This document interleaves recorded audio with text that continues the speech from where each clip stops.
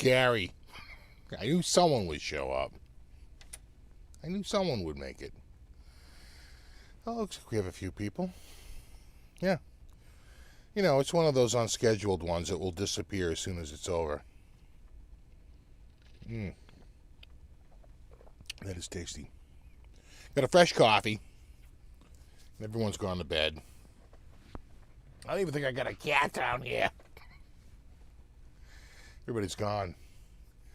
So I was like, you know what? While I drink my coffee, I'll just go live. Oh, we got a few people here. Can you hear me? Check 112. Ron, William, Chris, Joey. I am back.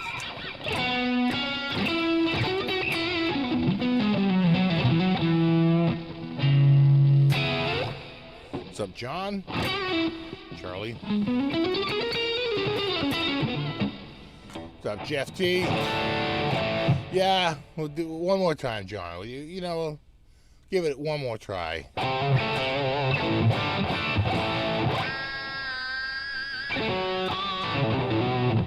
What's up, Natick? Papa Blue, what's up, man? Look, everybody's here. Look at this. I think we've officially established a quorum.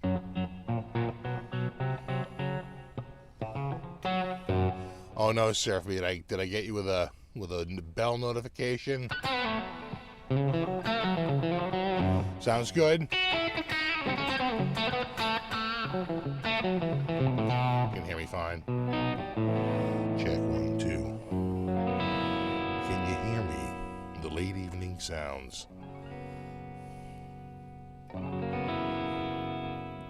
of Derek in the evening.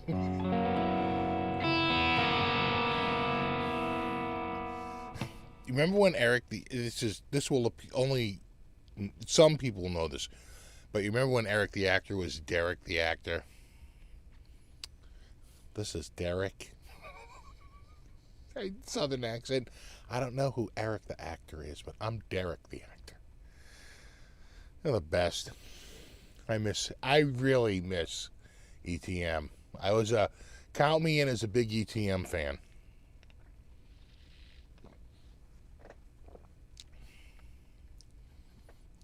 The ungrateful prick.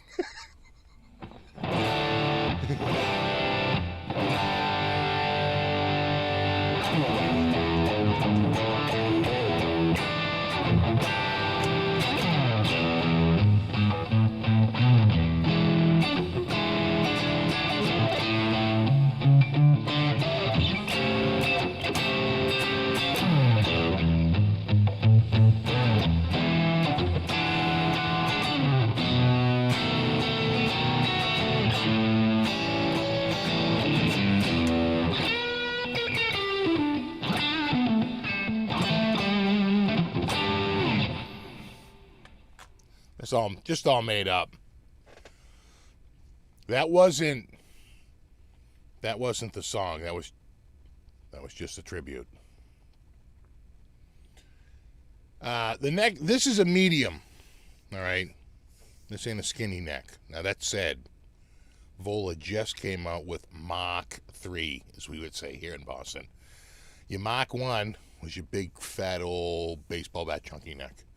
This is the Mark 2. This is the more like what like Fender would call like not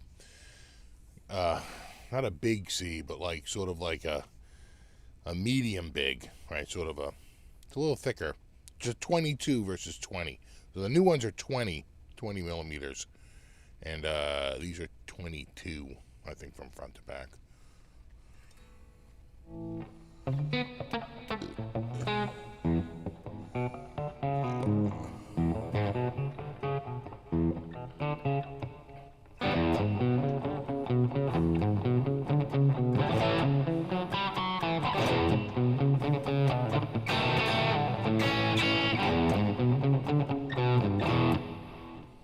Yeah, you know what I think, John? I think you're right. I think they call this a medium C, and I think they're calling the new one small C or modern C.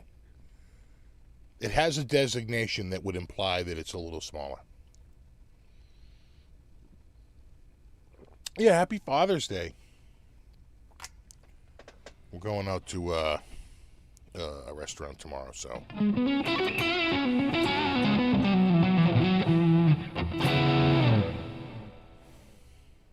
Should be fun, bringing the whole clan.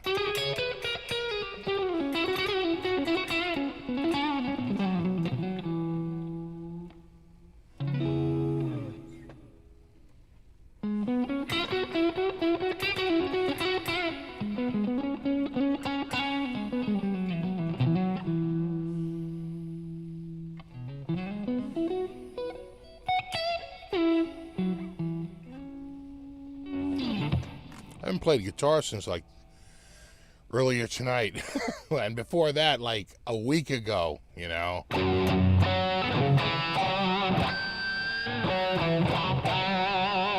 I was really rough earlier.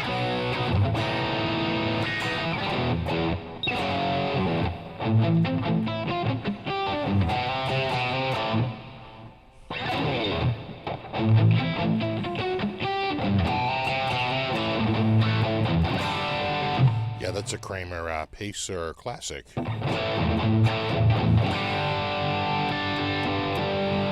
Quilter make great amps. You know, I think they pretty much proved that a solid state amp can kick ass. No, it's not small like an Ibanez neck. Let's not go nuts. You know what? It's probably kind of... I haven't played one, but I'll bet it's similar to the AZ neck. You know, unless the AZ is like this, but I don't think so. I don't think so. I think the AZ is a little smaller.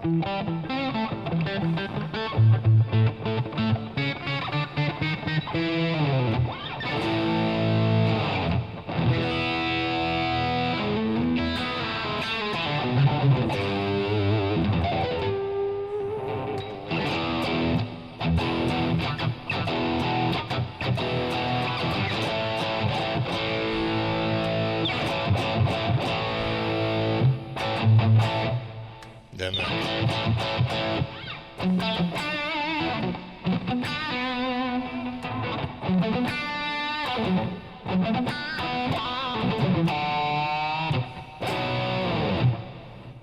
I do like the sound of this guitar.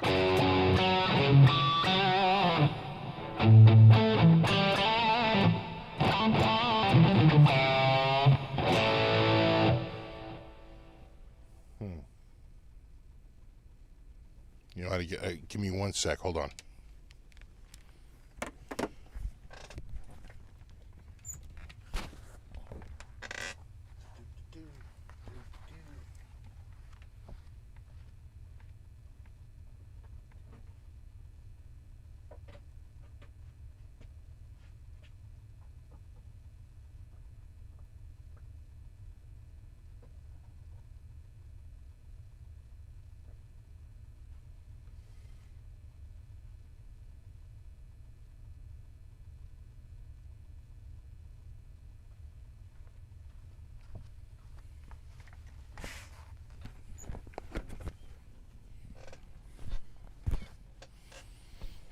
Ugh. All right, I'm back. Just had to take care of something over there real quick. Ah.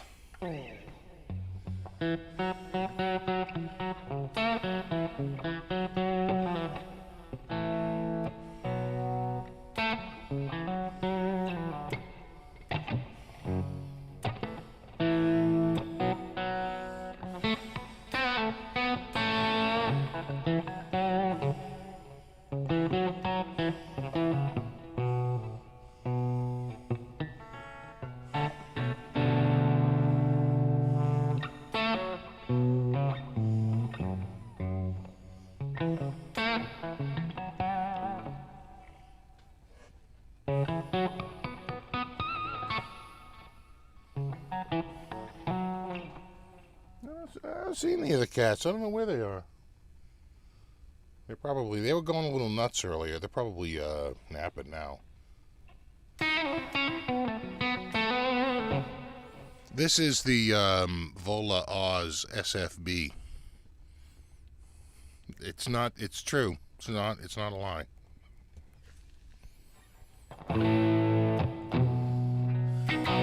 Yeah, it's Stoner Shark. I broke out Stoner Shark. See, there's Stoner Shark right there. Hey, bro. Just swimming through, bro. You.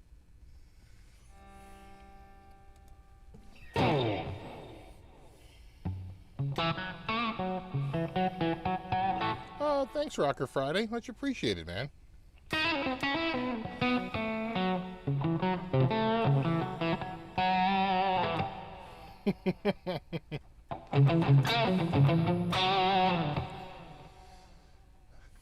When it's too much gear when you're tripping over it. Trust me. I actually gave away some guitars recently. That felt good. And I got one of these to give away. Now that the pandemic's over, maybe I'll go to a FedEx. Yeah.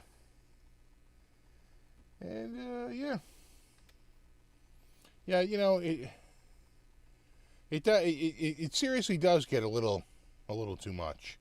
It gets a bit much. You know what you have to do? You have to start getting it. A part of your life is now getting dedicated to like gear management, right? And you just have to be organized, or else you just overrun with stuff. So I have a place for all the pedals. You know, I have a place for everything. Did I just see Davidas show up here? Buddy, how'd it go tonight? How's it going? That's awesome. Yeah, sanded faded blue. Is it a signature model? Sure. Like I was saying, it's rare that signature models come out with zero input from the artist, but, you know, I suppose it's possible.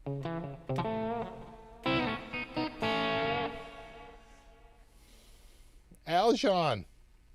No cops. Yeah, I know that is good. Yeah, I feel like you've been harassed a little bit lately by the not by the police, but by maybe other like stores around there or restaurants that somebody complains and then they call the cops and then the cops wind up showing up.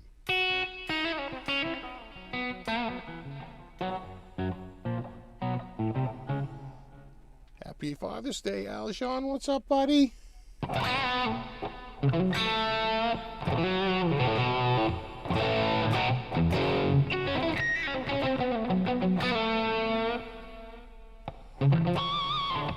Thoughts on MLB pitchers cheating?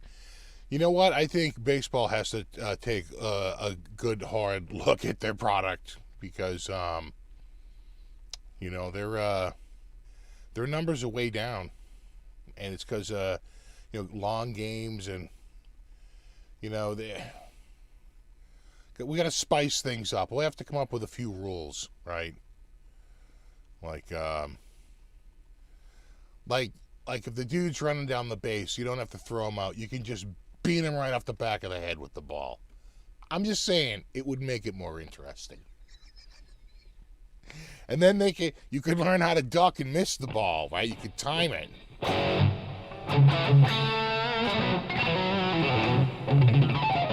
But seriously, though, baseball right now is, you know what? It kind of became a sport of like the Moneyball, right? It became very, very computerized, which made it kind of boring. You know, hockey went through this a while ago, where they realized that because of the rules, the game was kind of garbage, right? Because everyone played a trap game. It was kind of boring. It was a lot of 0-0 ties, right? 1-1 ties, a very low scoring. And so they changed the rules so that, you know, you could be like inside the crease and still score a goal. Before, if your skate was like right over the line, it was like, oh, your skate was over the line. I mean, it was ridiculous, right? People didn't like it.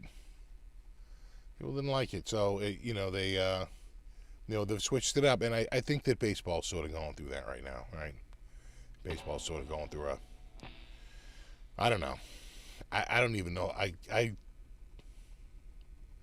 I'm trying to think of a single Red Sox player right now, and I'm drawing a blank.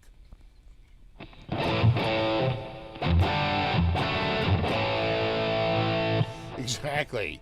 Like MMA baseball, like more fights, right?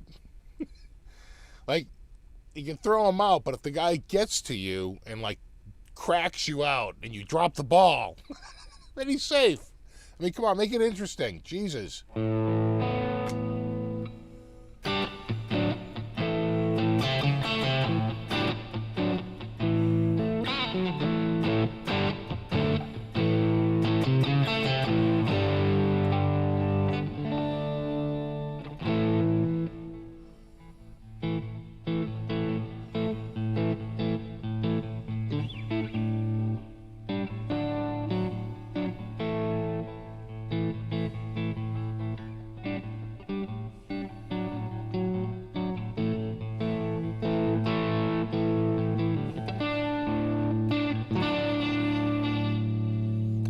My hands are so tough now to move. It's like you really start to lose your dexterity.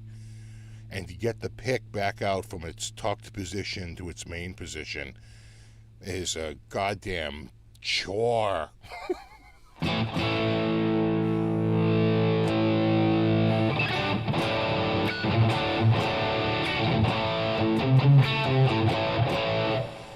I will say this. Baseball got infinitely more boring without a crowd, right? The crowd was sort of like the extra man on the field. And, I just think that it was just enough time that you sort of lost a lot of people. So I don't know. Like I said, I think that they have to make the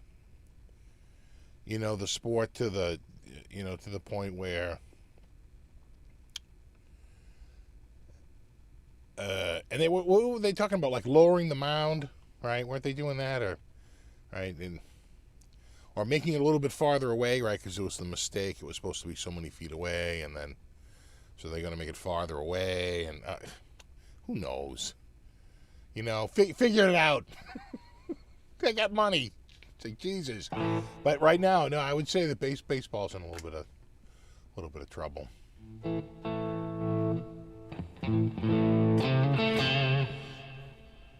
Do I have a green monster? I have green monster guitar. I do have one green guitar. My 62 AVRI Fender AVRI. Jesus. Oh, that's good.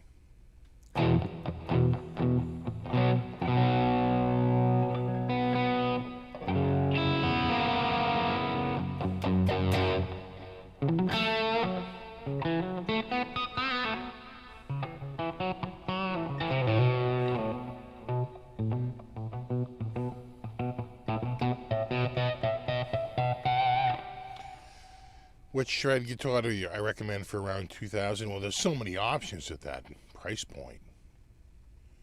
I mean, Jesus, you could get, pretty much a top of the line Ibanez and still have money left over, I think. You could get, Jesus, so many. Comparison makes a kind of a shreddy guitar.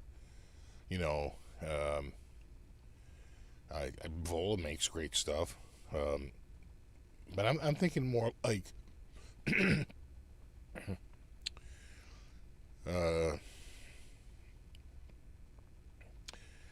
like you might be able to find like a USA Jackson Soloist used. Yeah, you won't find one new for that price. What do you think? Around $2,000 for a shreddy style guitar. I mean, because you can get a bunch of shreddy guitars for like under $1,000, right? You could get a Genesis. You could get a, which is a very shreddy guitar, there's probably a half a dozen Schecter models. They're all pretty good. That Sun Valley Super Shred is really good. Again, very, very inexpensive, but $2,000. That's such a good number to work with.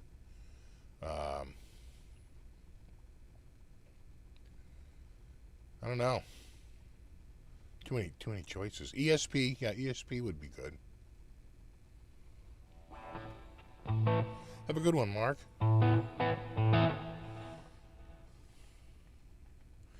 After 40, you lose dexterity. After 50, you lose memory. After that, who cares, right?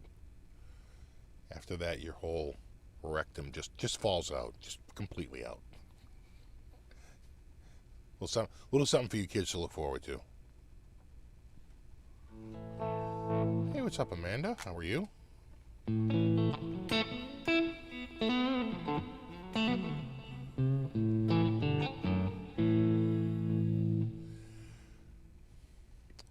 Well, I think I had two good suggestions in the comments. Kramer. Can't go wrong with a Kramer like SM1. That is a killer shred guitar. And again, you don't have to spend $2,000 to get it. You get it for, I think, half that. And then the other one is the Epiphone Prophecy. That's a very shred style guitar. Really good. Really good. So, two more suggestions to throw on the pile. But again, those you could buy both of those. You could walk home with both of those guitars for $2,000. Let alone, I think, right. So just something to think about. That's a good. I'm not gonna lie. It's a good budget. Most people are like, I need a shred style guitar for $150, and that's harder. It's on the other end of the spectrum.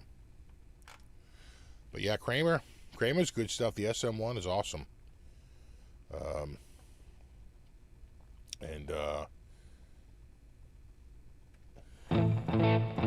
Same with the Prophecy series.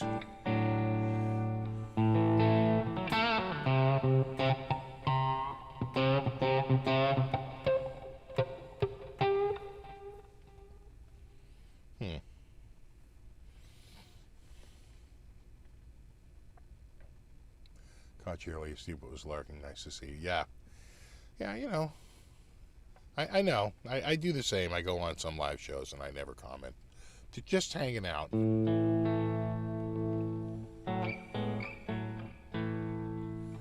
Yeah, Schecter.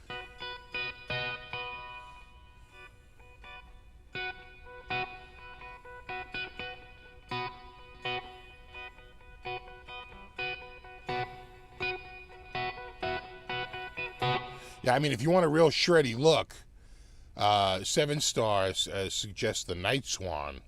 I mean, if you're going all in, if you're like just pushing all in on the shred game, right? You're like, I'm going full shred. Night Swan.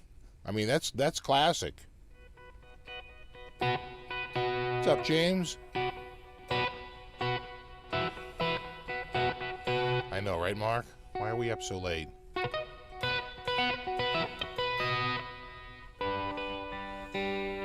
Yeah, the studio's in the basement.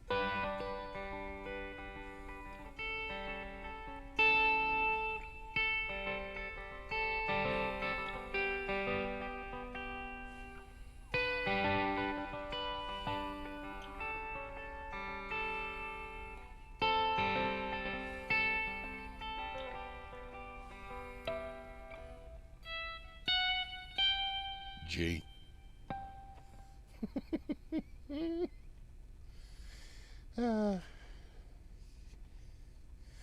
I got an Ibanez RGA for $100,000. Shreds beautifully. Yeah, when I first think of shred, I gotta say I do think of the razor thin necks of like the Ibanez series. But there's a lot of good choices out there. My best advice is listen to your heart. Yeah.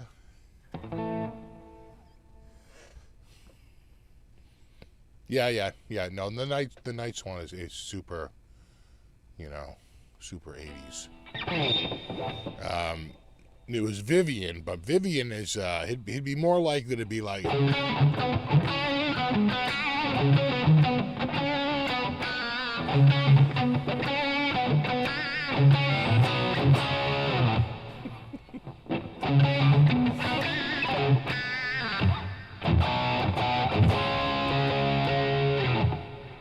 I don't know any Badlands, yeah. I should.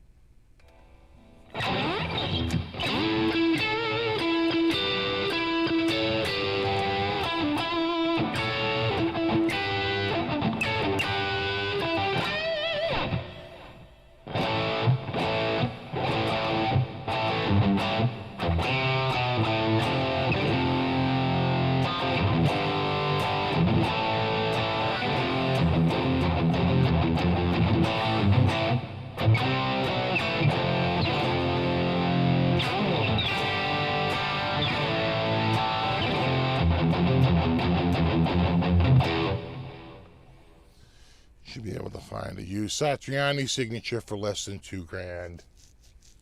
You know, one showed up on Guitar Center used maybe a year ago, probably longer, probably more like 18 months ago. It was before the pandemic.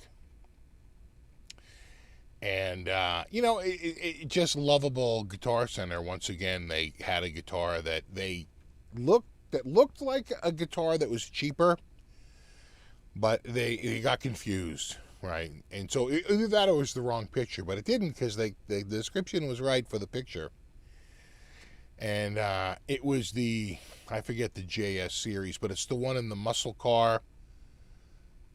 I want to say it was muscle car red, right? And it had the Sustainiac in the neck, right? That's like a $2,500 guitar. So used,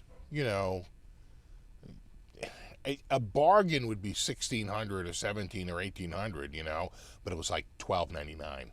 And I was like, oh, they're confused with this other model. And it was gone. It was instantly gone. $1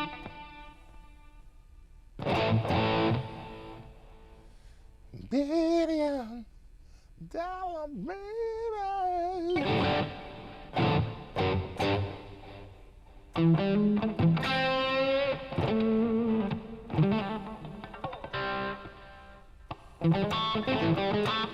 So see if I'm down on my last Ibanez, an RG1XX 25th anniversary, fluorescent pink. I guess the color at 51 years old now. You ever sell a guitar because you didn't like a color? Yeah. Yeah. Yeah. I had a Gem 777, one of 777 made, signed by Steve Vai, a guitar worth probably 5 figures today, and I sold it for 3 figures because I didn't like the color. And at the time, they weren't as collectible.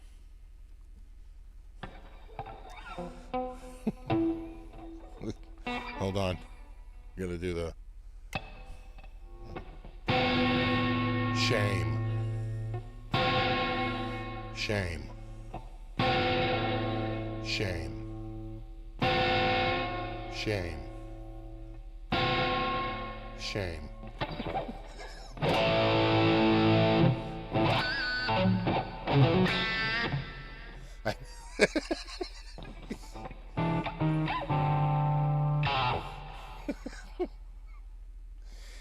Yeah.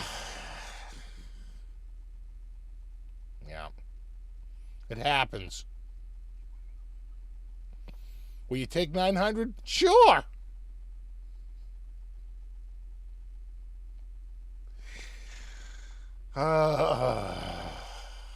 It was Loch Ness green. It was Loch Ness green.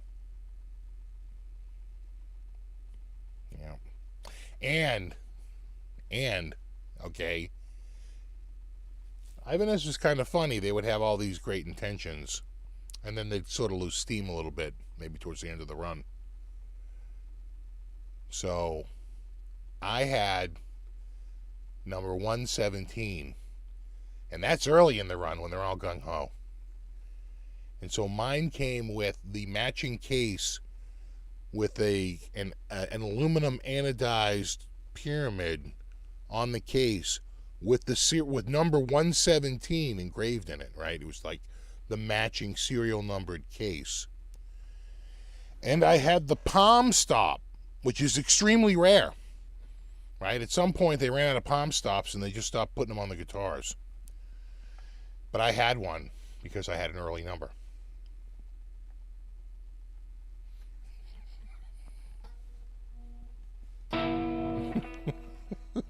Hold on. Shame. Shame. Shame.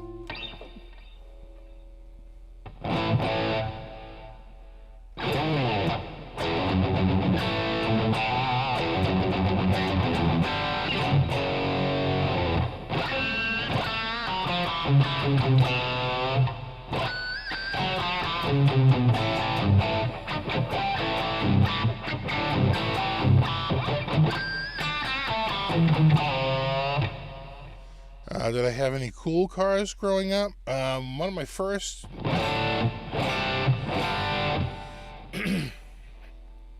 one of my earliest cars was a cop car, which sounds cool until you realize that everybody drove very, very slowly in front of you. It was annoying. And no one could get out of the way. Everybody drove so freaking slow. It's brutal. And then I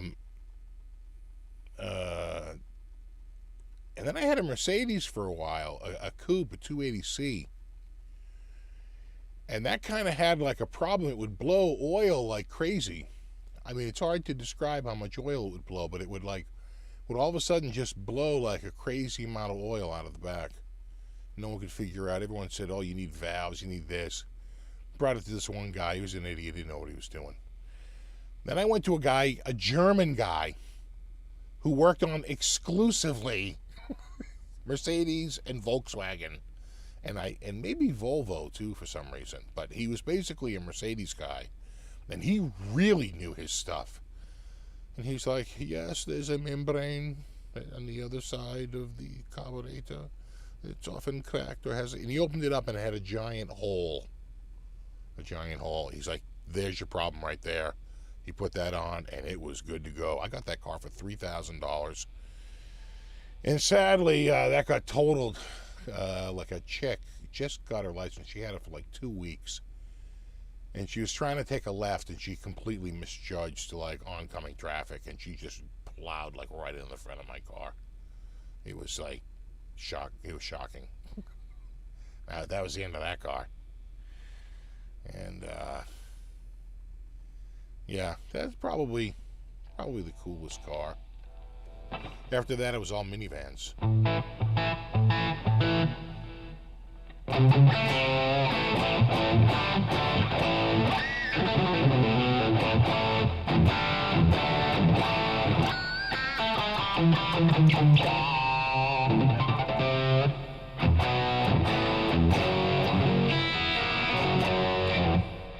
What do I drive now? I have an old Lexus SUV, a 2007. It's got like 150,000 miles on it, but it's still going. It's I think it's the H400, something like that, 400H. It's the hybrid.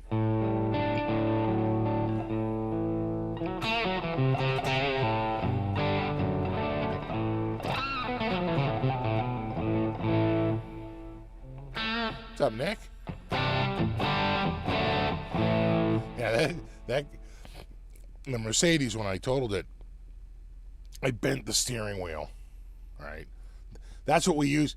Holding onto the seat on the steering wheel was what we used for seat belts back in the day. This predates my use of seat belts, like period. Now I never get in a car without a seat belt on, but at the time, that was it, and I just bent over.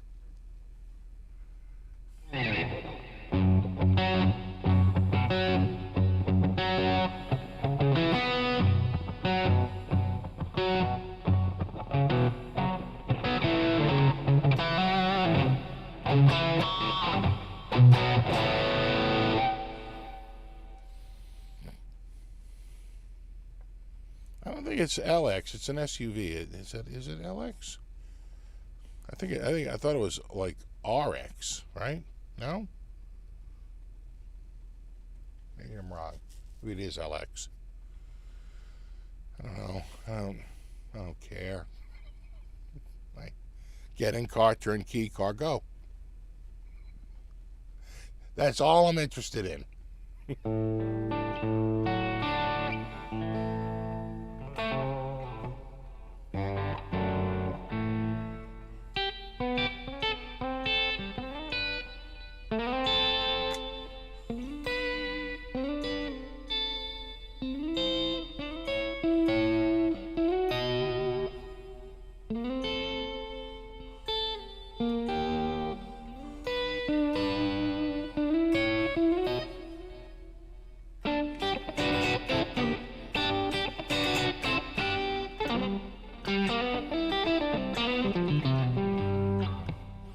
Of course, I listen to Soul Man in the car. This is Vola. Vola. Whoa. It's the Oz ROA, which is for roasted maple. And it's got the mahogany body. Mahogany, they hot shot. And the roast and the maple and the roasted maple. Oh, there we go.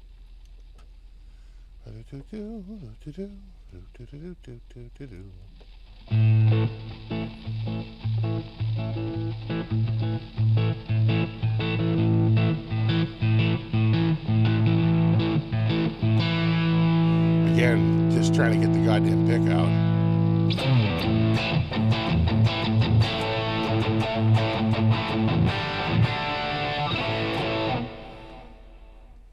Do I play any Ted Nugent? Yeah, I did a medley earlier.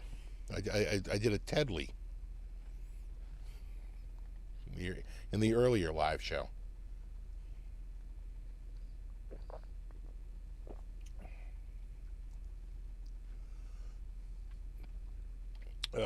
Steve, which leg bone did you break, and does it still cause you issues? Yeah, it's a lifetime injury. It's my right tibial plateau. Yeah, you don't forget that stuff. And I had what's known as ORIF, which is open reduction internal fixation. They give you a pamphlet. So you've ruined your life. You go through that, and they go, yeah, this is gonna be rough, bro. And it really is. It's brutal. And God, I limped for years, and the limp will still come back now. And then of course my left leg, now my hip is like starting to go, because I put so much more weight on my left side for so many years, because my right leg was friggin' broken, right? So now you have an imbalance.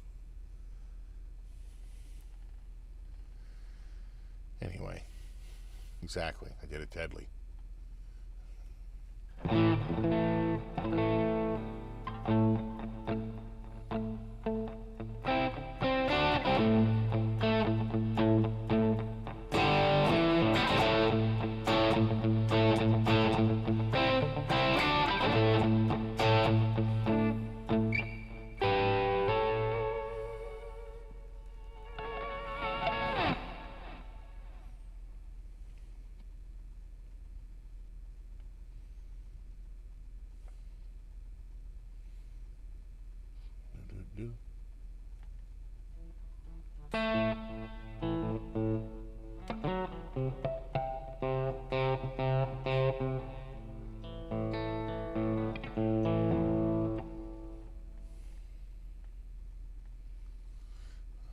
When you get old, it's easier to say the thing's not wrong with you. Yeah, exactly. This thumb still works fine. This one, not so much.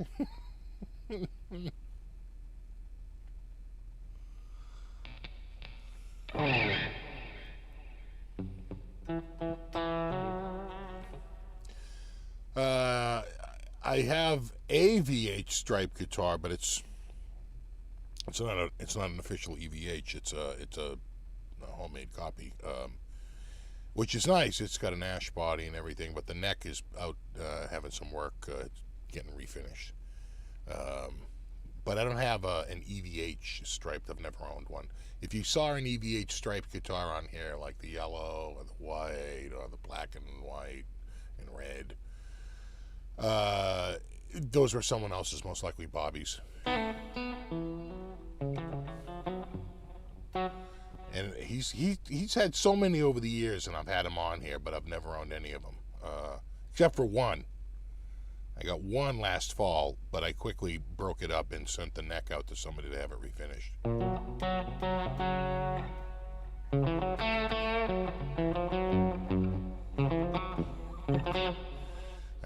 I literally got out of bed last week to type in home fries when I couldn't remember. Yeah, right?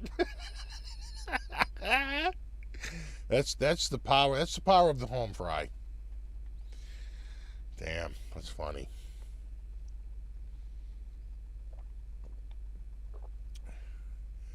What's up, Cheapskate Guitarist? I'm doing well. Hope you are doing well. Yo, Davo. Yo. I put my orthosurgeon's kids through college. Yeah, no, they got a few bucks off of me. That's for sure. Not me personally, my insurance company, but it was expensive.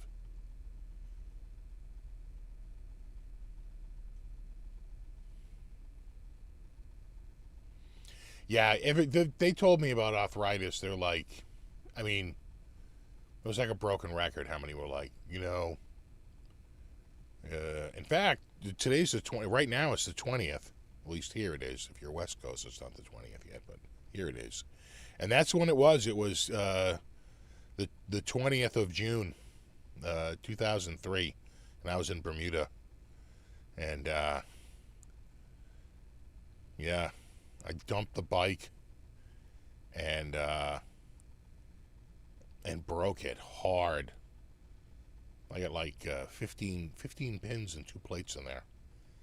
And I remember when I got to the hospital, they're not really supposed to talk to you about... You talk to the doctor, not the nurse.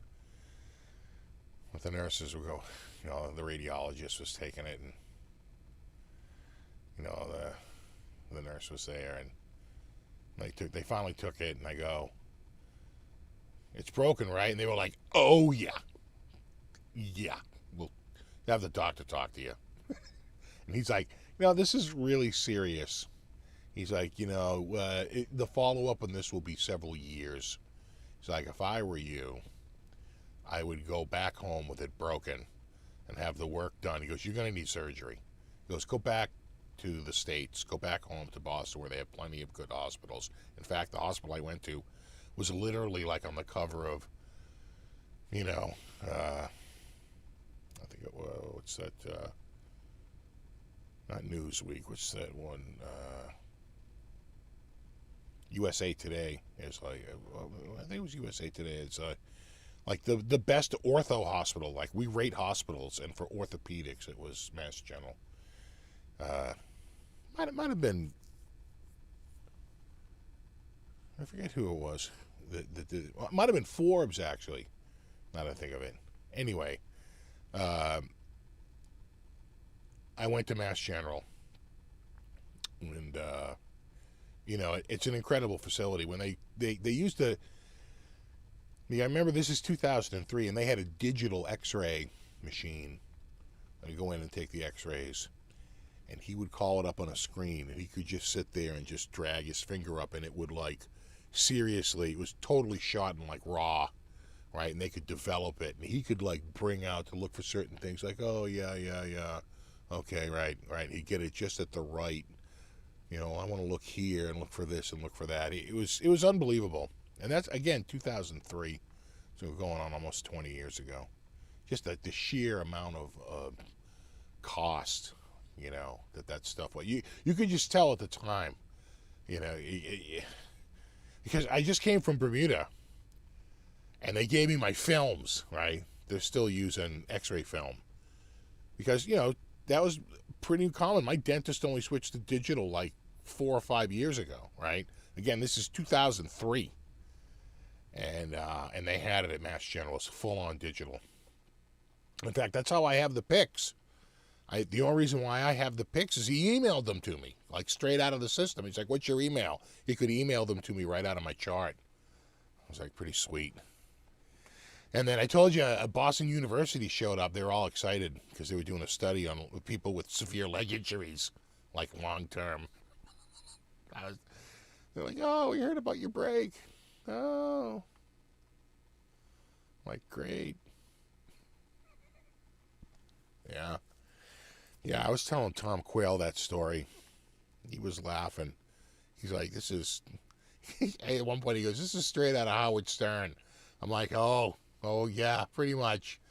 Just so bad. So horrible. All you can do is laugh. Because that's literally all you got left.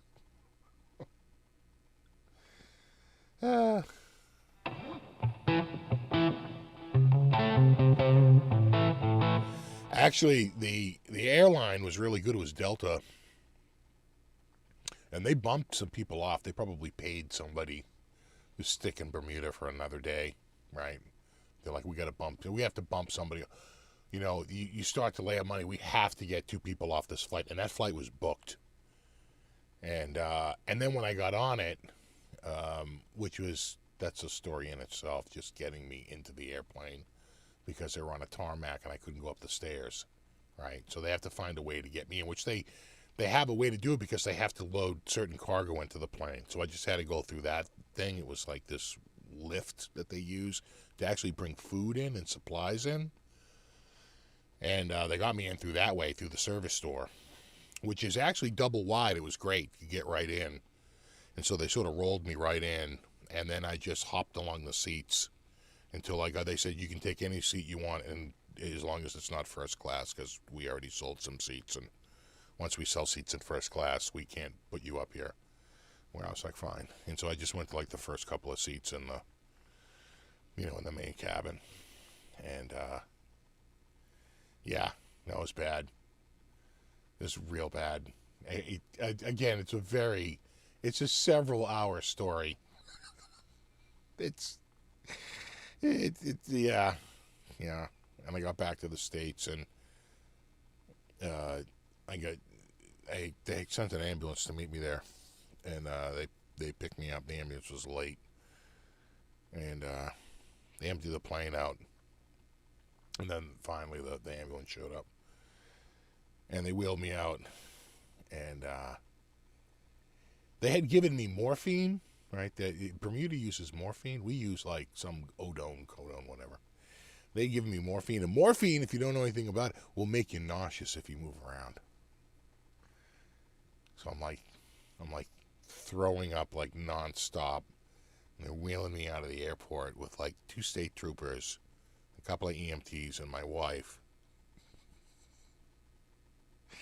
And all on the news was SARS. Remember SARS? And boy, the people at my gate to see me come out of that plane like that, they had to be shitting themselves. Who is that guy? Oh, yeah. No, it was bad.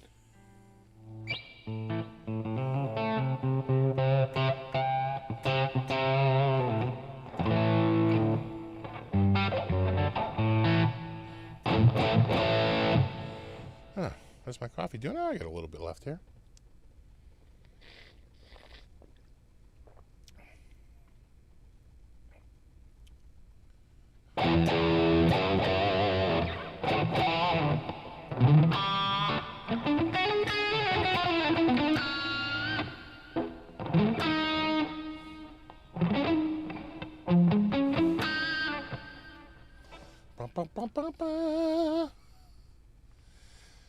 Oh, really, John? Wow, that doesn't sound good. You caught SARS in 2007. Was awful, yeah.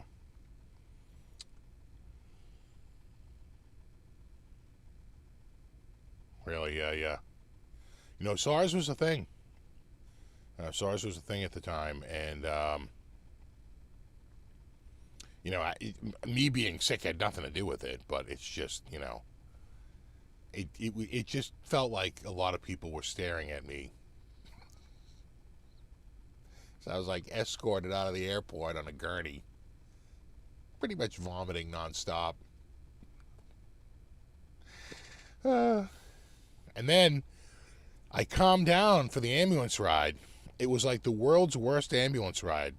It's like he hit every goddamn pole. Even my wife said that was like the most horrific, and of course the traffic was horrible. She's like, how was it back there? I go, it's worse than it was up front. But there was a guy there in the back, and what he does is just they keep you talking the whole time. Blah, blah, blah, blah, blah. What's your name? Right? He's just taking, it's a huge intake sheet. And next thing you know, we're at the hospital.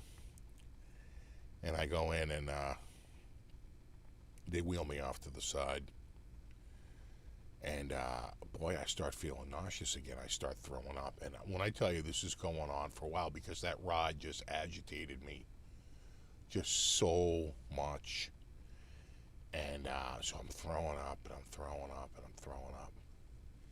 And finally, a dude, like, who worked at the hospital, like, just jumps up from, like, a cubicle and, like, goes, is there anybody helping this guy? I can't listen to this. I can't take this. And I'm like, thank you. I'm going through it. And he just couldn't take it anymore. It's like, I was just going off, and finally someone jumped up like, oh, what? There was nothing they could do, really. They basically moved me out of his area over to this, like, other area. And then they were going to send me in for a CT scan. And the nurse came up, and she's like, how you doing? I'm like, not so good. I feel really nauseous. And she ran over to a station and whipped up the shot real quick and came back and shot me in the arm. And she goes, see if that makes you feel better. And I was really feeling nauseous again. And they wheeled me in to get the CT scan. And I swear to God, as they were taking the scan, I just felt like better and better and better. Some sort of anti-nausea shot. I'd never heard of such a thing. And by the time I was doing great, and when I came out, my wife was like, oh my God, you look so much better. I was like, they have a shot.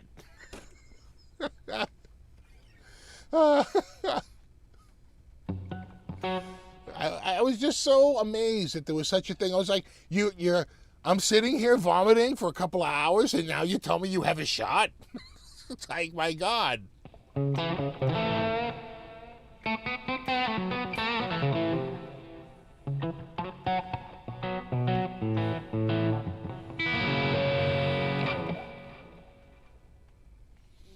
What's up, Bobby?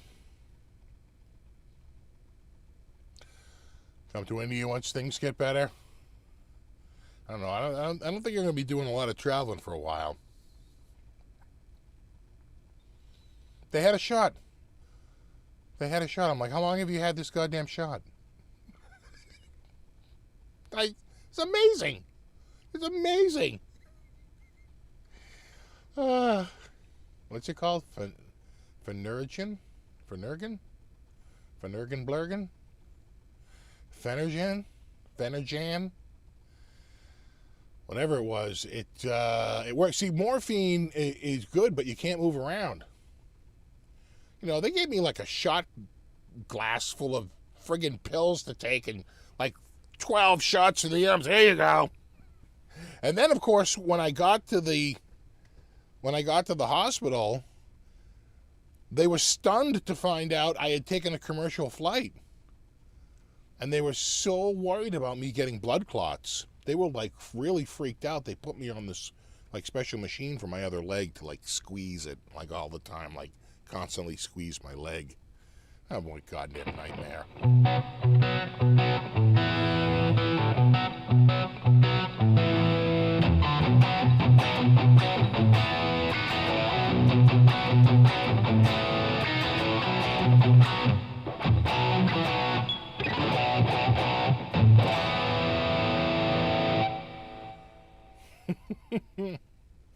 Not continuously, Manfred. I took a break for a few hours. But I'm back just for a little bit, just until my coffee runs out. I'm probably 2/3 of the way through it now. Phenogran? Yeah. Yeah, I tell you, it friggin' worked. It worked. Digging the strat from the earlier show. I could switch up. We could switch to whatever you want. I got the SG. You know, I got that Harley Benton's got a broken string. I got another Harley Benton. Whatever you want. I'm just thinking of like what's in arm's length, reach for me.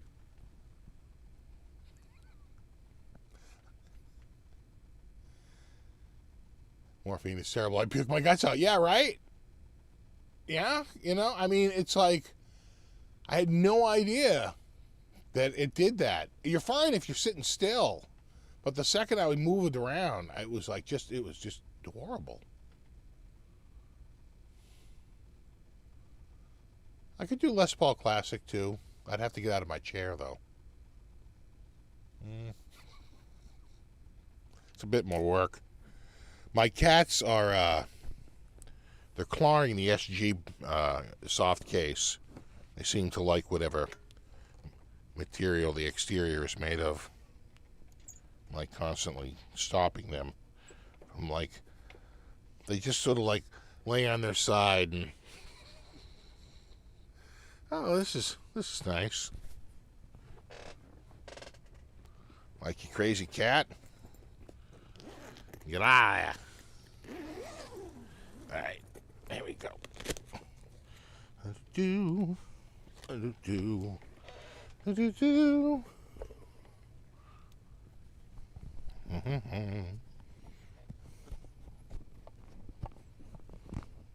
go.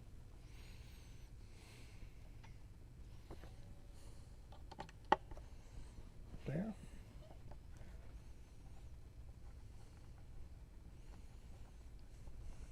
There you go.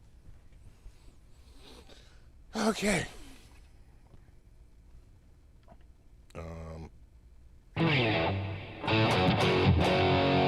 Kind of pretty in tune, but I mean, it was in a case. One so high that it makes it sound like it's a sus chord. I'm gonna say that G string. That G string is sounding a little sharp. I probably twisted the. Hold on, let's find. Okay, all right, we're very close. Let's get it exact though. Ah.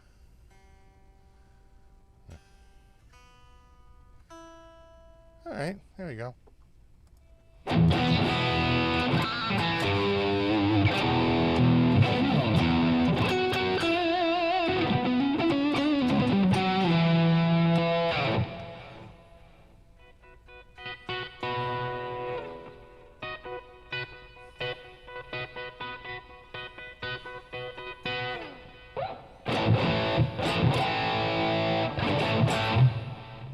Give it a little bit more juice. There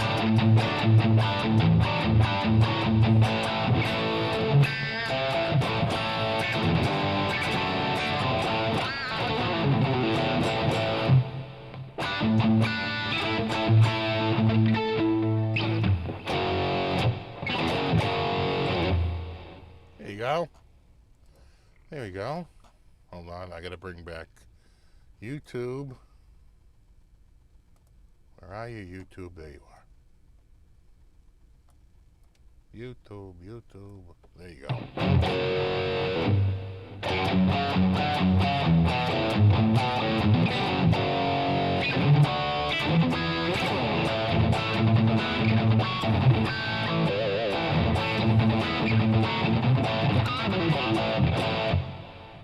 You don't see any of the cats. They're avoiding me.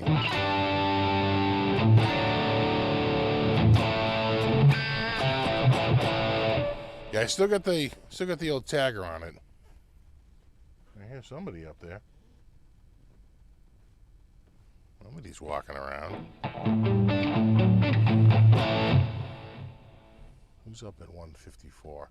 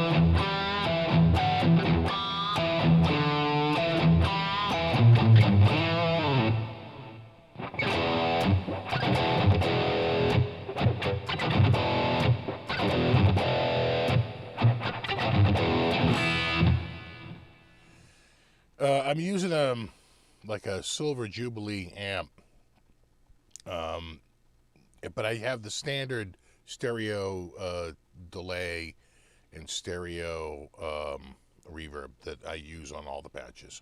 The little pedal ones, I think I like the sound of those the best.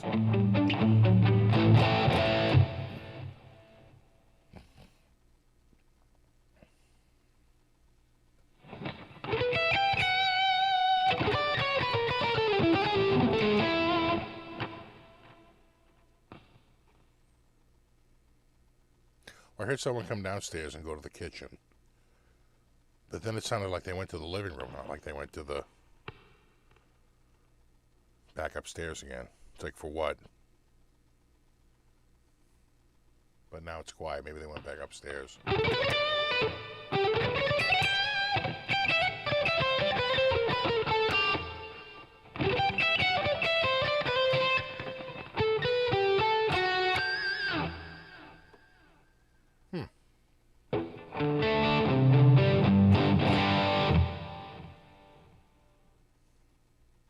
I'm just curious, like, who's downstairs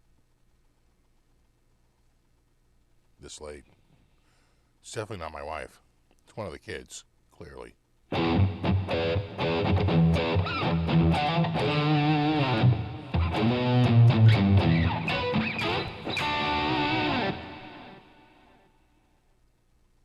And I can tell who it is by how fast they walk, because my daughter walks a lot faster than my son. So I'm just trying to listen for footsteps to see who it is. But it's gone quiet.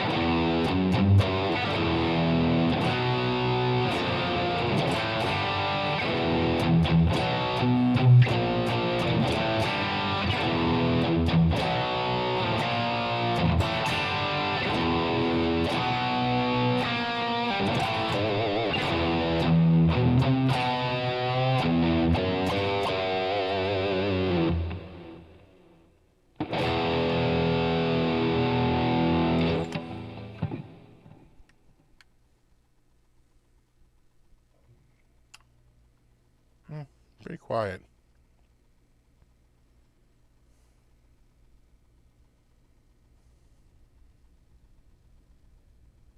You can't walk upstairs without me hearing it. Our floors are too creaky.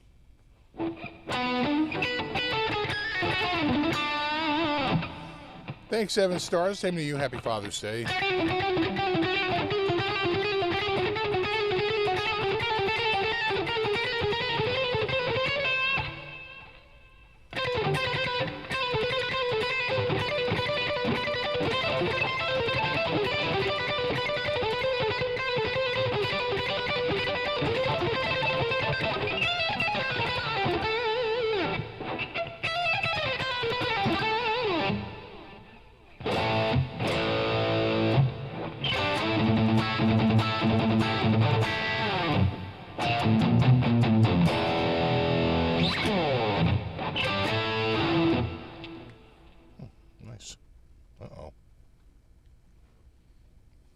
getting down there.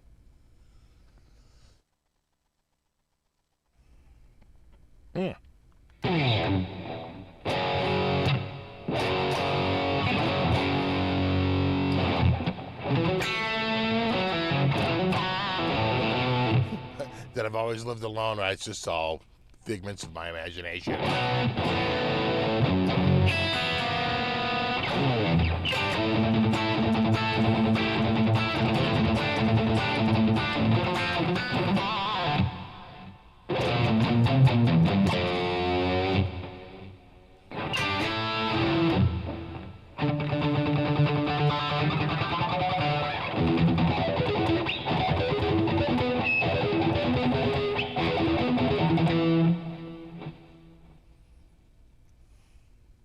I'm going through a computer.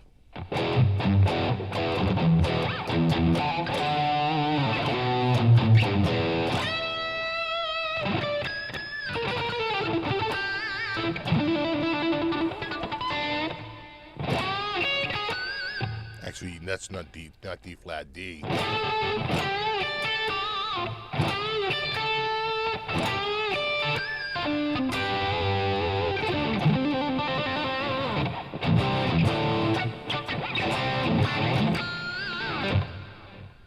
I love that riff.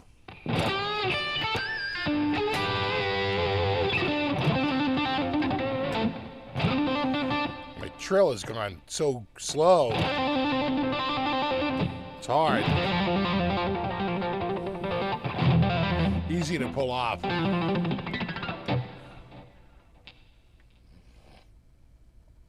Yeah, the Ghost of 84. Yeah, just one more, Brett, you know.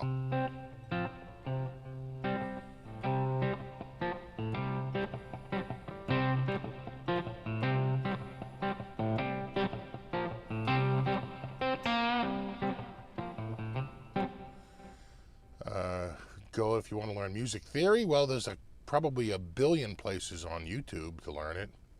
I mean,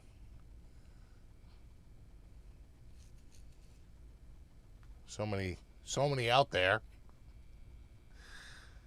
There's countless guitar instruction people on YouTube. I'd say it's probably your best resource. Have a good one, Amanda. Thanks for hanging out.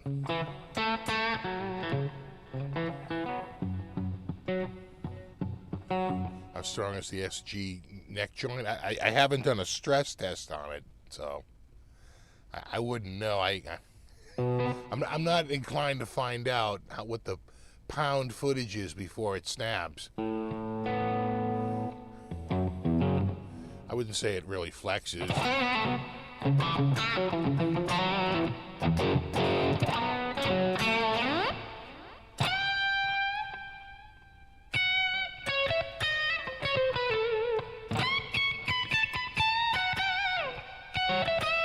I tell you, for upper axis, though, it's just, you know, pretty much unparalleled, you know.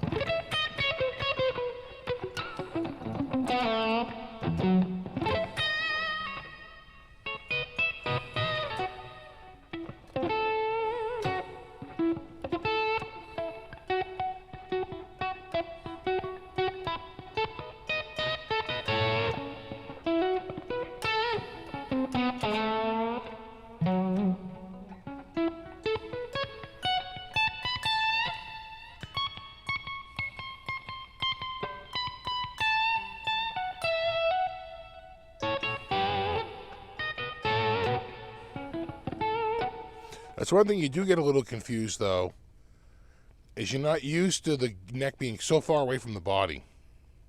Right? You really do have to rely on the side dots because most of the time the neck goes much farther into the body. And so you get a little off, right? Because you just get a little off for the space.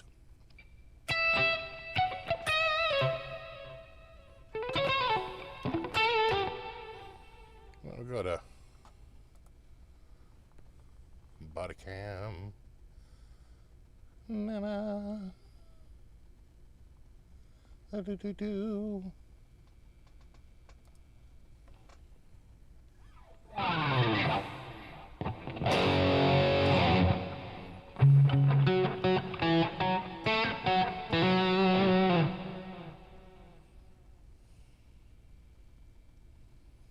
Yeah, exactly. Have the hydraulic press channel do it. they'll, they'll figure it out.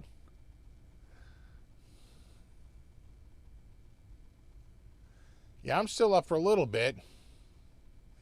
Yeah, the Dana Scoop. Oh, who else had the massive cut? Was it, I think Ibanez did one, right? And it had something like 28 frets or something like that. You remember that? It was like an extended neck and it had a big old giant cutaway at the bottom. Yeah, it was. I think it was like an RG. I think it was part of like the RG series. It was like the RG like reimagined, but yeah, it was pretty. It was pretty bad.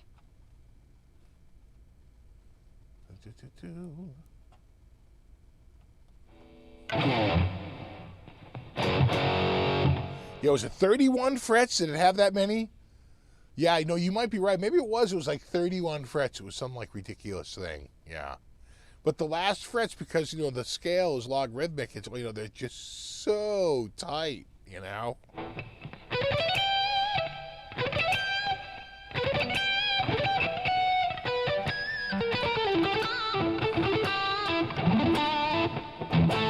Oh, that's right. Washburn made an extended. They made a 32 fret guitar. I think I remember that. Yeah.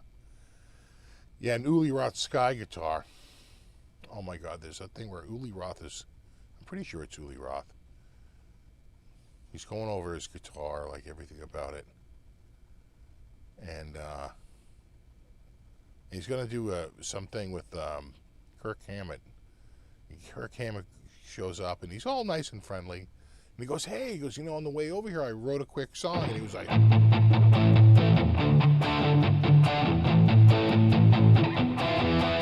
It was like...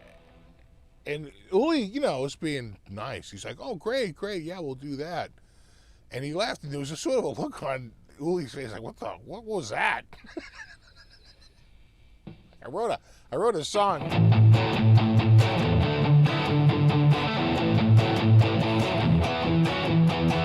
It's like, go on.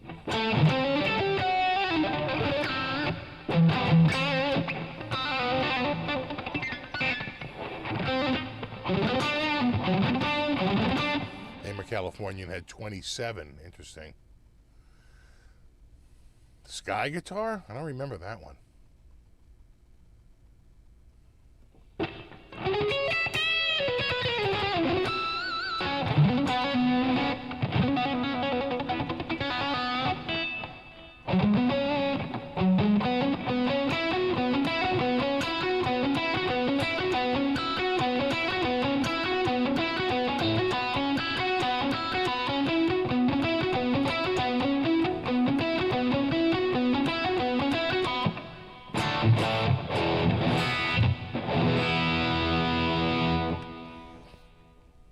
I set up my my keyboard. I had a friend come over Friday. We're both fully vaxxed, so it's like one of the first get-togethers I've had with people with no mask on, and it was great. And I had the new keyboard, and we were going over a bunch of stuff, and we plugged in. I got another one of those that Klipsch computer speaker set. My God, do those things sound amazing. And you got to remember, they're sort of like near field because they're meant for like a computer desk. So, they're sort of designed not to be far away from you on a bookshelf, but right in front of you, like on either side of your, your monitor. So they really are tuned for sort of like close listening. Right? That's what near field monitors means. You're sitting close to them, right? You're in the near field. Instead of the far away field, as in they're across the room on either side of your TV screen, or they're across the room on a bookshelf somewhere, right? Bringing music to your entire room. Instead, these are meant to be like close to you and not too far apart. And so they had it on sale again at Costco. In fact, they put it on sale again after I bought it for even cheaper. I bought it at $50 off, and so I think I paid $79. It's a subwoofer and 2 satellites, and they're powered. And I went back like a couple of weeks later, and they were on for 69. I probably could have complained and got money off, but I don't care. I'm not going to complain about 10, whatever.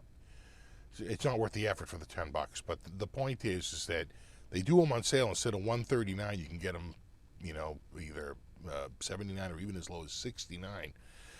And my God, you cannot get the bass coming out of that thing. They just sound so freaking good. And so we ran everything through my old Focusrite. I never got rid of my Gen 1. I broke the SPDIF cable, but we didn't need to use that. I broke the back of it off, So I can't use SPDIF, but I don't care. I don't need to. And so we set up the Yamaha. I got a Modi X. And then I have a Roland JDXI. And I have a Korg Micro XL. And I just set up the Yamaha and the Roland. The Yamaha and the Roland. We ran them through the Focusrite. It's an 18i20. It's just first gen. So I actually had to go into the computer that I had and delete the more modern software that's for the third gen and install the older software so I could control it. But it worked. It totally uninstalled the new and then installed the old. And we got it going, and I just set the inputs up as stereo pairs, right? Just makes it easier. It hard pans them left and right and keeps them isolated as stereo pairs instead of, two mono channels mixed, right? And my God, did it sound good. He was like, I can't believe how good this setup sounds. I'm like, I know, right? I mean, it does sound pretty damn good. Again, an FM3, that's a good idea, Bill. The FM3, that's caught my eye. Fractal, the FM3 by Fractal. Yeah, Fractal Audio. I agree. It's probably, I think, the best deal in the lineup. And I think they just dropped the price under $1,000.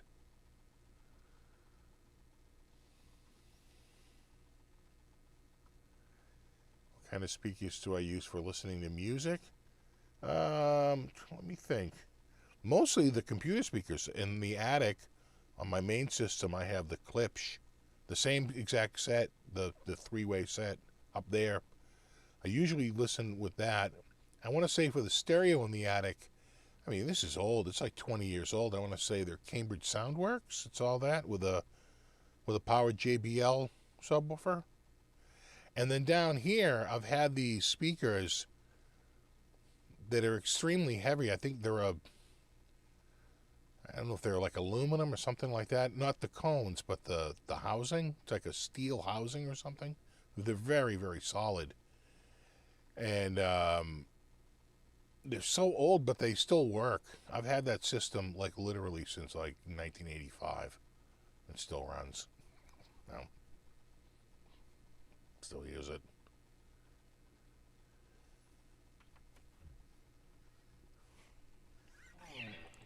I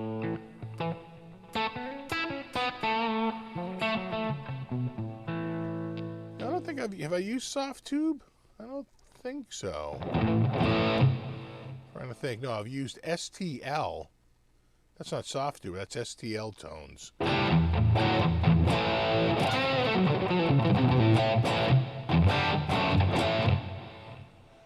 Yep, Steve again. At least for right now. Oh.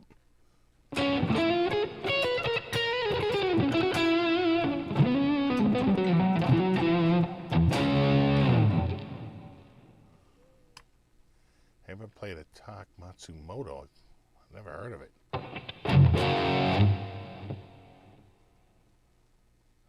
Never heard of it. Matsumoto. I don't know of it.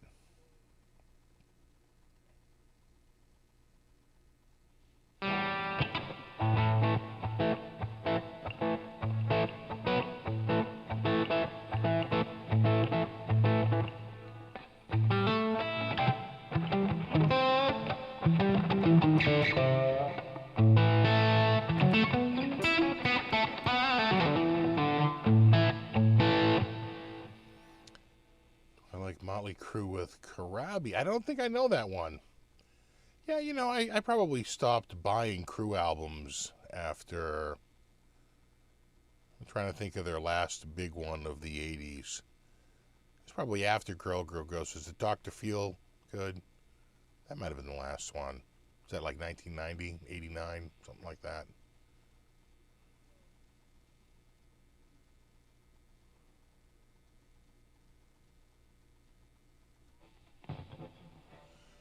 They're a Japanese maker. They make lots of guitars for Washburn. Oh, okay. Right, right. Sort of like how Samick and Court make a lot of ones of world music. Right, right.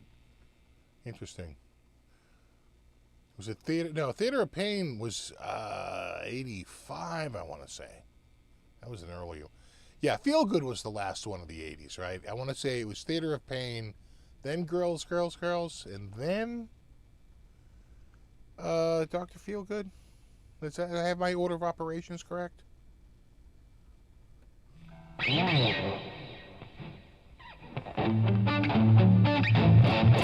Have to get it? Well, I don't have to get it. I have that unlimited.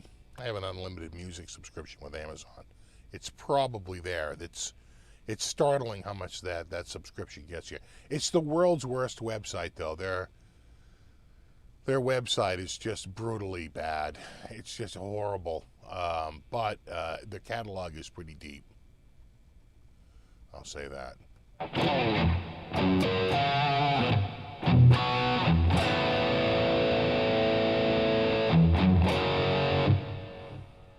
Yeah, Steve has the right. Theater, then Girls, Girls, Girls, then Feel Good. Yeah, that sounds right. That sounds correct.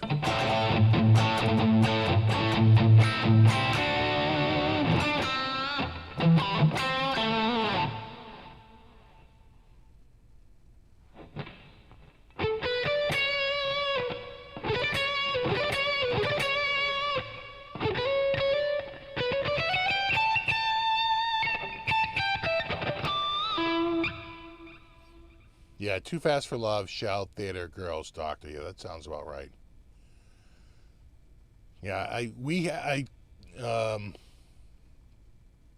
remember a friend of mine playing me Too Fast for Love, and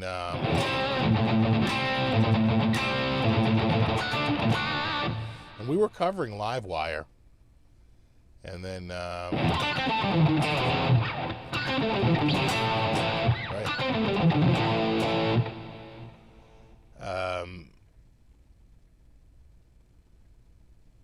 But it was really the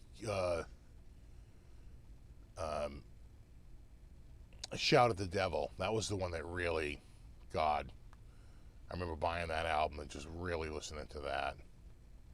That was probably the peak for me. Was probably Shout at the Devil. Really love that album.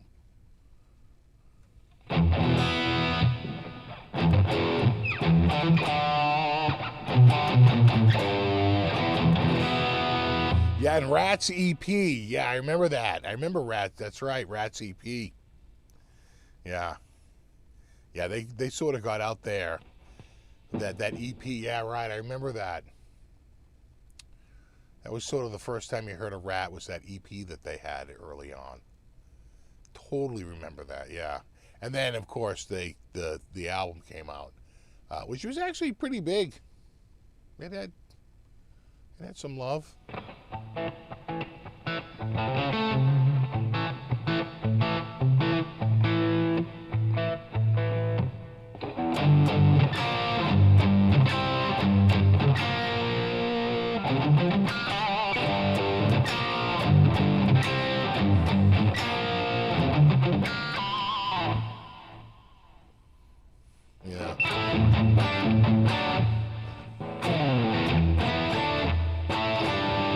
Close it down.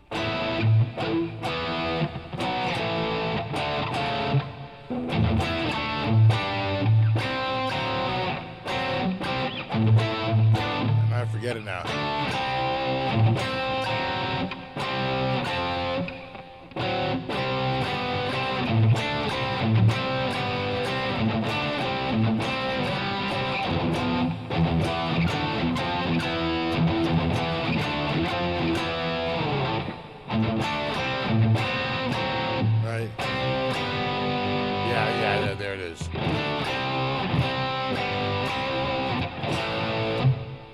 that's old.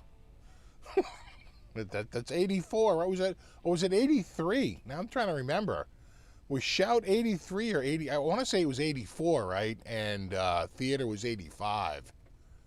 And that's when they broke through. They really broke through with the ballad. The ballad's what really put them on the map. And then they had a whole series of hits after that. 83, I thought so. I thought 83. Yeah, 83. Yeah, that same year as Dio, right? Wasn't Shout at the Devil? Or Rainbow in the Dark, or Last in Line? Yeah, was it? Holy Diver. That's the one I'm thinking of, Holy Diver. Yeah, Home Sweet Home. That was their real breakthrough hit, right? They had a video that got a lot of airtime on MTV. And they had a bona fide friggin' hit with that.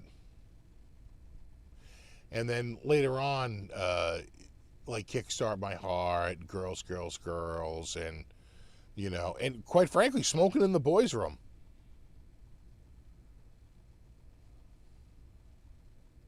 That was their mega glam, though. Right? Yeah, Last in Line was after Holy Diver. I was getting confused. Yeah, Holy Diver. Pretty sure, again, Holy Diver, 83, right? 83. Pretty sure. Yeah, Smoking in the Boys' Room, right? It was a cover.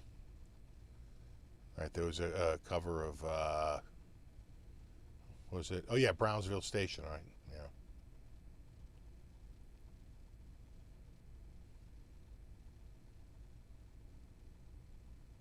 Really, you know what I'm saying? Like, that savvy on certainly, like, metal bands. She didn't know anything like that. That had to make it to pop radio, right? That had to make it to, like, Kiss 108 for, like, her to know that song.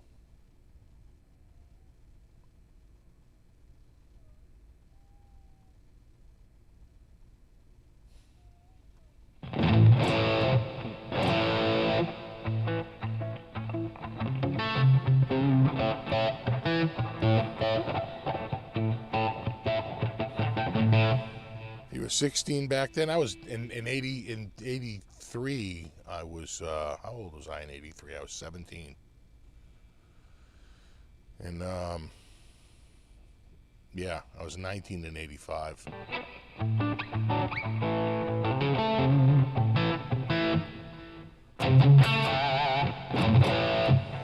In 83, as Stevie Ray Vaughan wasn't too huge yet. I feel like he got bigger in 84. 83, I want to say he's still known as David Bowie's guitar player. You gotta remember, Stevie Ray Vaughan started out as David Bowie's guitar player.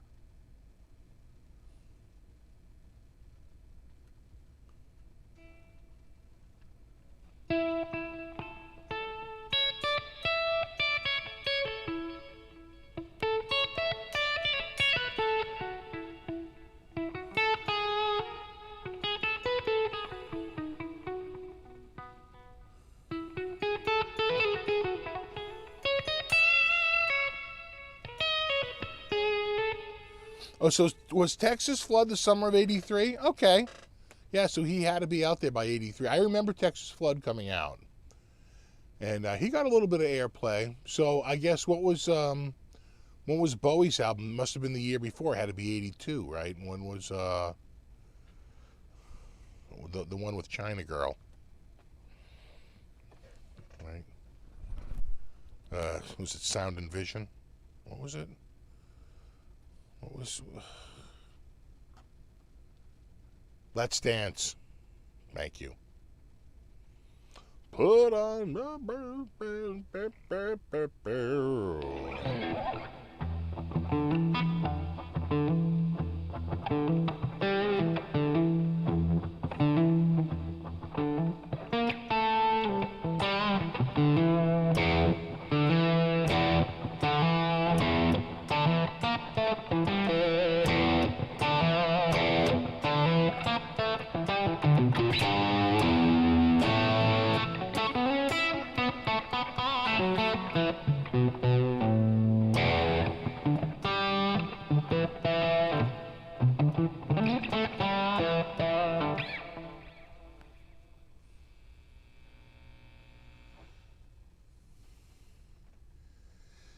Yeah, that sounds about right. Metallica, I think Metallica first came out, I want to say around 82, 83. That sounds about right.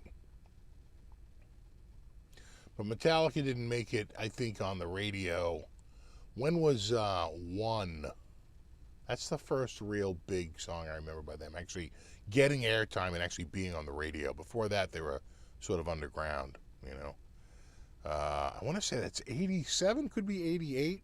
Then, of course, when, Enter Sandman, that single drops, it's a total game changer, for them. But that's not until I think, I want to say 1990.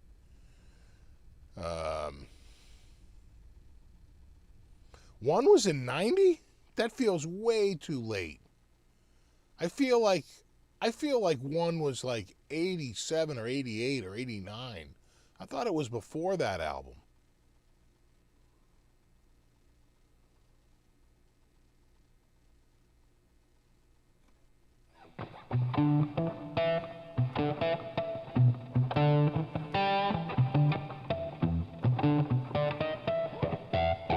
Yeah, thank you, Aram. I think you're right. 88. 88 is what I remember it being. Yeah, or 87. Yeah, right? Yeah. One was 88, 89. Yeah, 88. Yeah, that's what I remember. You know what I'm saying? And then of course the Black Album comes out there, and that's just huge, right? That really puts Metallica on like a whole other level than what they had been up until that point. One was a huge leap forward from where before that they were like, mostly an opening act. But when that came out, they became a headliner.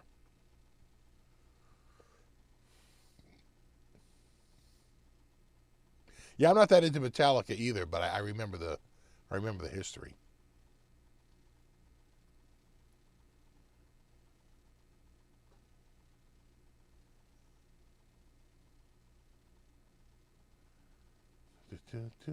Yeah, I don't think, was Black Album 91? I feel like it was 90. No? Was it 91? Did they go all the way to 91? I felt like it was 90.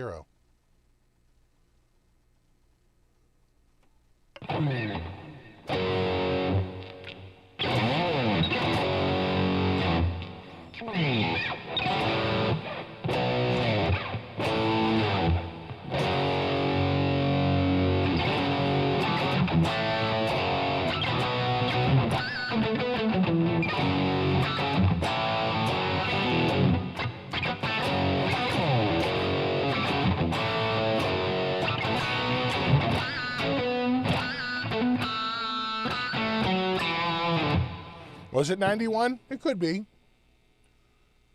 Could be 91. Oh, I think I'm pulling my mic down.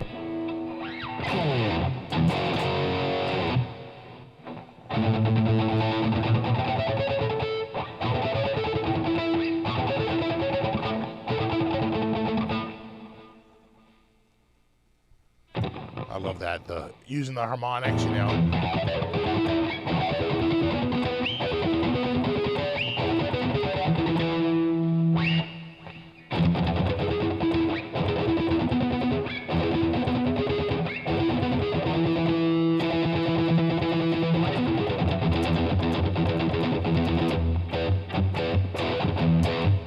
Yeah, Terminator, well, the original Terminator, I want to say, was 84.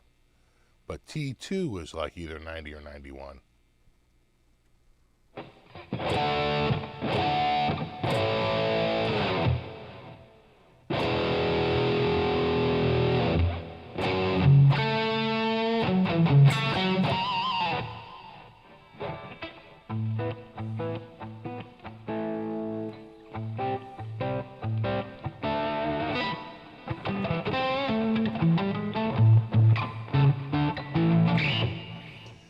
I haven't tried a Quad Cortex, though I would. Call me Quad Cortex. Call me Neural DSP. Have a good one, Papa Blue. Thanks for hanging out. We'll go a few more minutes.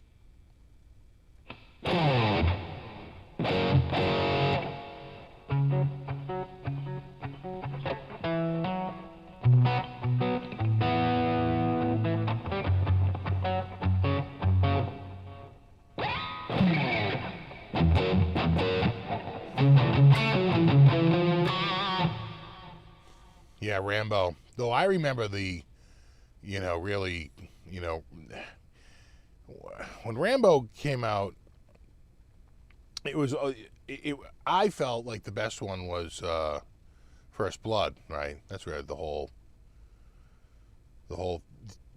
series started. It's over, Johnny. It's over. God. It's not over.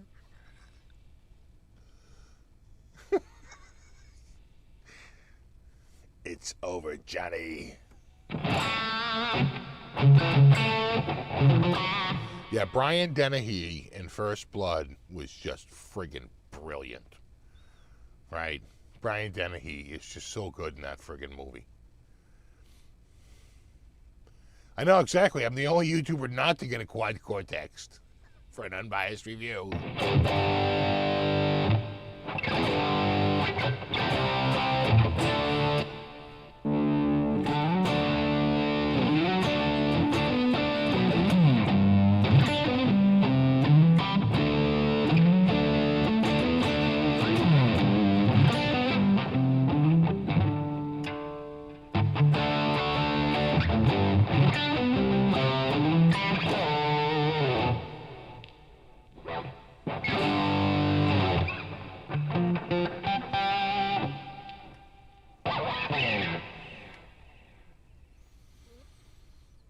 Yeah, now I got the set, the black LP and the black SG.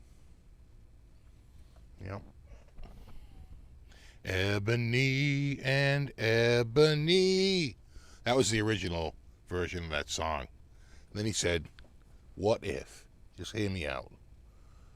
Ebony and Ivory. Objectively better.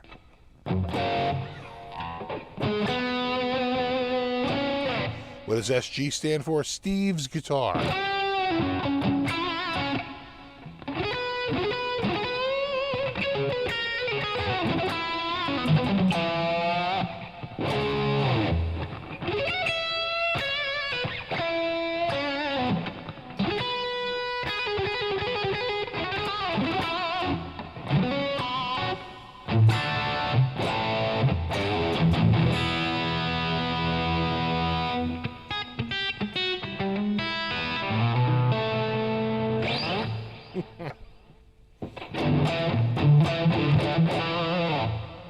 I do like this SG, I gotta say. It does spark joy.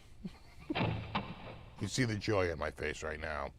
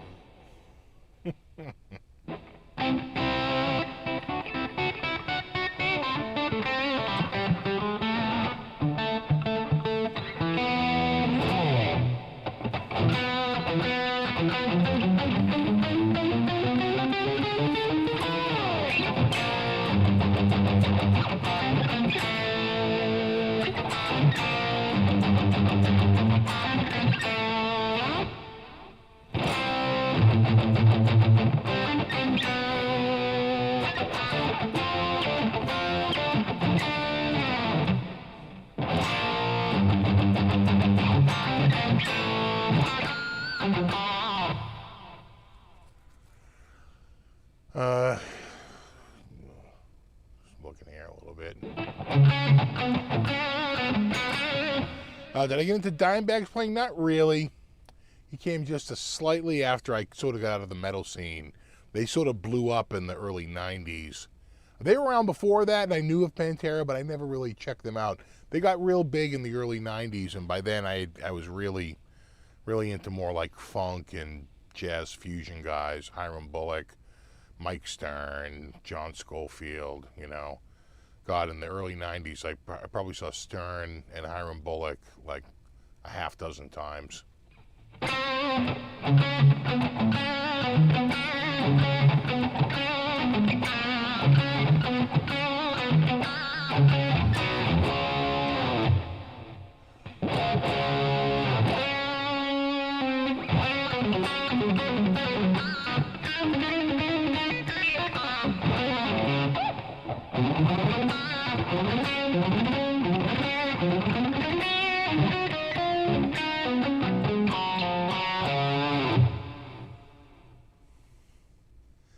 What's your take on Prince for talent guitar? Oh, he was extremely talented and a really good guitar player. Absolutely. No, he had chops. He was really good. The problem with Prince is that he was difficult to work with. And I saw a wonderful documentary on him where he would break out like really top quality pop songs. I mean, like really good stuff when he wanted to, but sometimes he'd be a little fickle. But I guess that's sort of the par for the course for guys like that are real, top quality talent. His ability to play musical instruments is pretty well documented. Not just guitar, but also drums and keyboards and stuff like that. Pretty talented guy. He was legit. Like, people will say, is Harry Connick Jr. like a legit keyboard player? Yeah. Yeah, he is. Very legit. Seriously legit. Like a master. Like really, really, really good.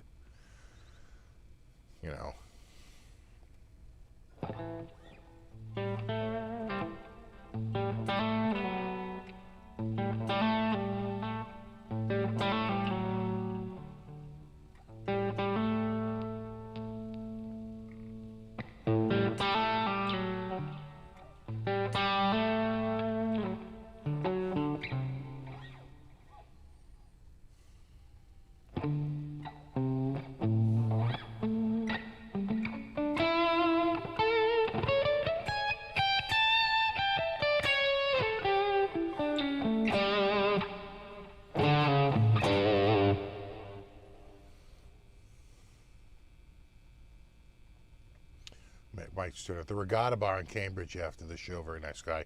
Yeah, I was at the Regatta Bar. No, I met him. I've seen him at the Regatta Bar, but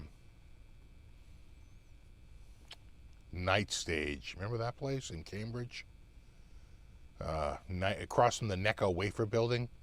You'd sit out there waiting to go in. It would just stink like candy. And at first it's cool, but 20 minutes in, you're like, ugh. Yeah, the Necco Wafer Building. Yeah, Night Stage.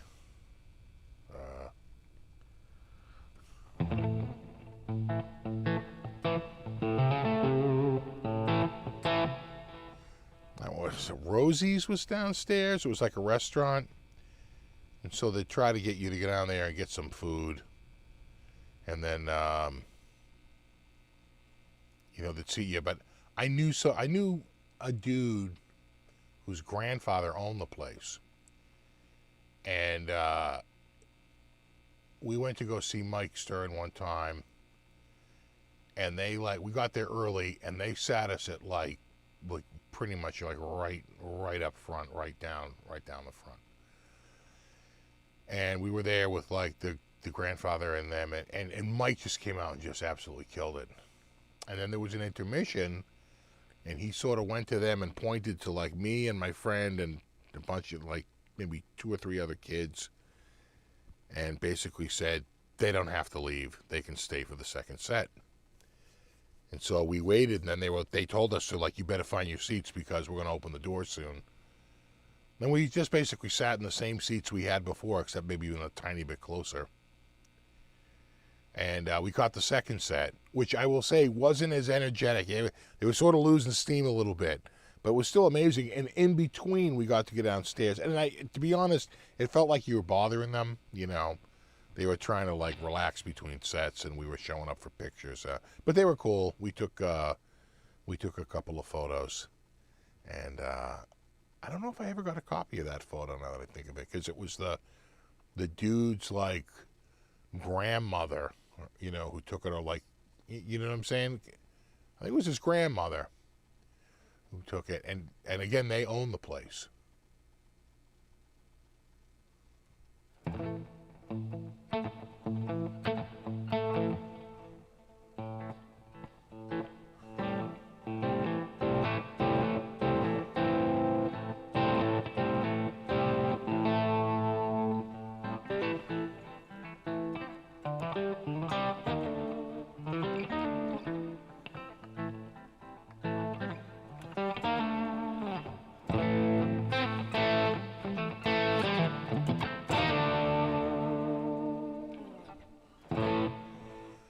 And then I caught, who else did I catch at night stage? Hiram Bullock a couple of times. Probably 2 or 3 times. He always put on a great show. And I remember the first time we went to see him, we were way off to the side. So we really couldn't see who was out there. And I was there with a drummer friend. And it got to like the end of the night, and he was calling out everybody, in the band. And he's like, hey, please give it up for Dennis Chambers on drums. And we were looking at each other, we were like, oh, no wonder. Oh, it's Dennis Chambers. Oh, of course. Of course. Then it made sense. Dennis Chambers on drums. Of course. Well, there you go.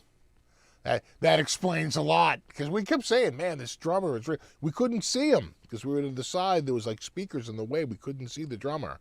We were like, man, this drummer's really good, huh? Yeah. There you go. Yeah, so many places are gone now.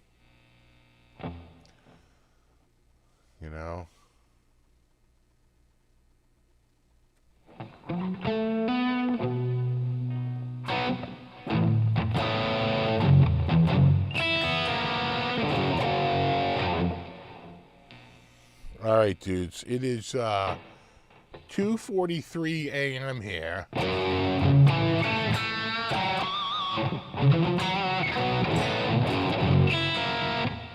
How long have I been going? Oh, 1 hour and 50 minutes. We're almost at 2 hours. I don't know. I'm starting to feel it. Now I'm starting to get a little... My coffee's run out quite a while ago. See you, Scott. I think I have to sleep, too.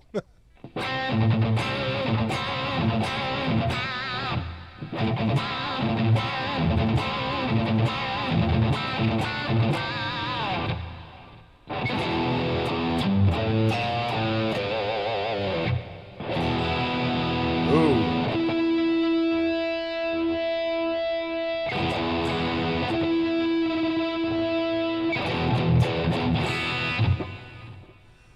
I can't go to sunrise. It's actually the longest. It's the shortest night of the year, right? It's the longest day of the year. It's the summer solstice. So happy Father's Day to all my dad dudes out there. And I should go crash so I can get up and have some fancy meal at a restaurant. That's pretty much it. That's pretty much my weekend. I know, I'm exhausted here. I'm ready for bed. All right, dudes. Well, thanks for hanging out. I don't think this is going to be available afterwards. I tend to make these sort of last minute ones in the middle of the night, unlisted. So you can go back and look at it through your history. But I don't think it's published out there for people to see. But whatever. These are sort of like one-offs, right? I learned that from Baker. He's like, just make them unlisted. I was like, good idea, good idea. All right, dudes. Happy Dad's Day. Have a great weekend, and there you go. I'll see you next week, and have a great night. Thanks for hanging out. And here we go. Later.